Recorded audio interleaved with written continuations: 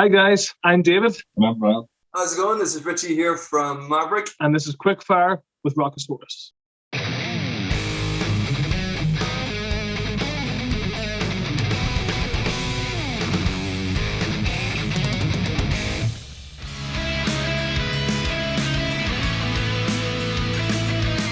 So the last one was a song that the lyrical content often comes last.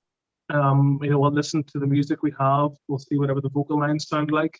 Usually, by the time you've heard how the song sounds, the atmosphere within the track, then it's really easy. The lyrics write themselves at that stage. The music and the melody have done all the work. During sort of the writing process, and everyone would go home, write stuff, send in riffs, ideas, things, and it's a very nice sort of community when it comes to writing. And sort of the ethos of the whole band is sort of there's no ego there. If the song's good and the riff's good, it goes forward. If it's all right, it's sort of then everyone does talk about it and go, is this worth investing a lot of time in?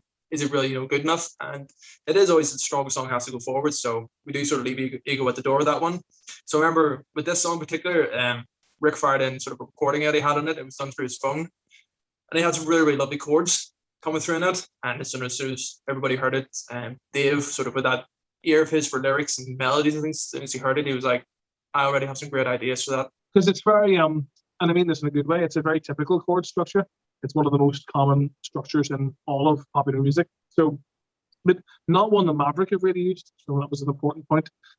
He brought it in, and me and Rick had maybe like a 2-hour session in my house where we just really thrashed it out and we trimmed the fat and picked the best chords, the best little sections. And we just ad-libbed vocals, and the song literally came to life remarkably quickly. It was like, as I said, an hour and a half. We had the primary arrangement done. Obviously, Ryan had some input and all later, but the primary simple arrangement in place, and I hummed like a lead line, kind of a lead guitar line for Ryan to play and things like that. Ryan and Richie, I think initially took a little bit of convincing, but I think that's only because the song, as it stood at that time, was stripped back, and again, in me and Rick's heads, we could hear what it was going to be, and it's really hard sometimes to show that to somebody. How can you show your thoughts to somebody?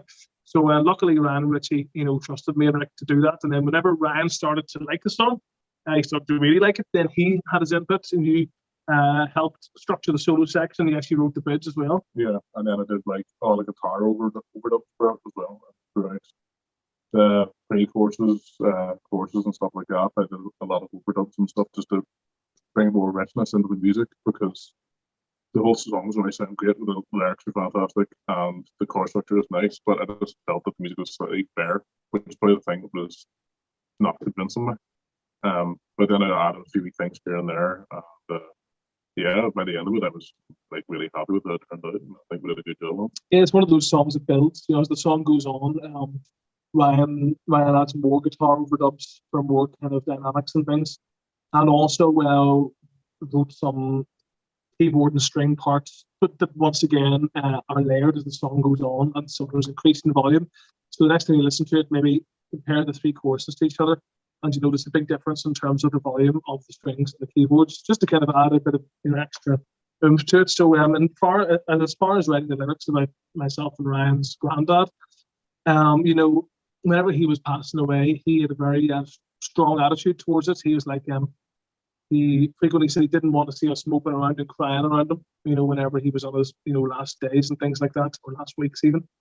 He wanted us to be normal, chat about normal things. And he's like, save your tears for afterwards kind of thing, And I think that was very brave of him, because it's very easy for anyone in a bad situation to kind of wallow in their own sadness, especially in a situation like that. So he was very strong, and I wanted to write a song.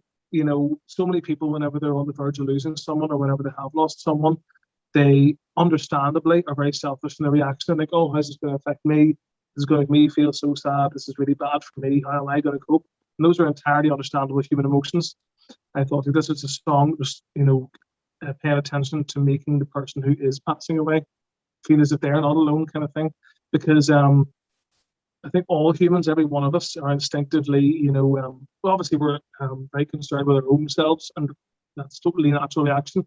And the song was about reassuring the person who is dying that, we'll see each other again. It's like, the whole lyrics are more about the person reassuring them that they're going to see them again, and it's not the end. And try and just really have a cathartic, style, because the song sounds cathartic. It's got a very bittersweet melody and a very bittersweet kind of chords. And I think the lyrics, I really didn't have to work hard on those lyrics at all. They're just, it sounds corny, but once you have quality music and melody in place, the lyrics just make themselves, especially when it's about something that I really believed in. And yeah, it's an interesting song because many songs about loss are all about, sadness. That's kind of sad, but again, it's like here, it's not the end kind of thing. And then when it came time to sort of do a video of it, we're thinking, it doesn't really suit having ourselves trying to be, badasses, really cool on stage. It doesn't suit anything like that. Because see, with such meaningful lyrics, I think that miming to a song and seeing our faces trying to look super serious, even if it's something we believe in, it comes across slightly disingenuous, even though we all believe in it. And we're thinking it is going to mean something to us, and it may mean something to the fans, so we'll put it to them, but you'd like to be part of this. We just asked people, Maverick fans, to get involved and to send pictures of them, ones that they've lost it, and have more or less a montage of people who have lost family members, and just celebrating them with lyrics that I'm sure they would like to say to the person that they lost. Obviously, naturally, we were treated with the utmost respect that we can, and the support that we got in that was sort of overwhelming and incredible. Going through the emails, whenever I was sort of getting them all and seeing the people's stories, they all gave a bit of information who, unfortunately, that they'd lost and things, and it was sort of nice to see a lot of smiling faces, and you can see that a lot of people looked like they were sort of lovely people. So we passed this on to Alex, and we put some stuff on ourselves, and then he made that sort of wonderful video. And then when we got it, we were just thinking, it is a perfect video for it, because it didn't need a full band being a band, guys. It didn't need anything else. It was just sort of lyrics said it all, and then this is people to we want to sort of celebrate, and we were very honoured to sort of be able to share that and be a part of that with people. And Alex Gray, once again, busted his ass for us in this one. I don't think I've ever met someone who can work so fast and to a high level. He's really, really good, because we were lucky with our granddad. We got to say goodbye to him. No, we never make it. I'd say most of the people in that video probably didn't get that chance. So the song is almost like a cathartic kind of letter to the people they've lost, that like, I'll see you again kind of thing, and it's not the end. So yeah, it's a very important song for us. And I will be the last one smiling, be the last one out the door. At the end you take me places we used to go. Me and Ryan have a very unique way of working with each other.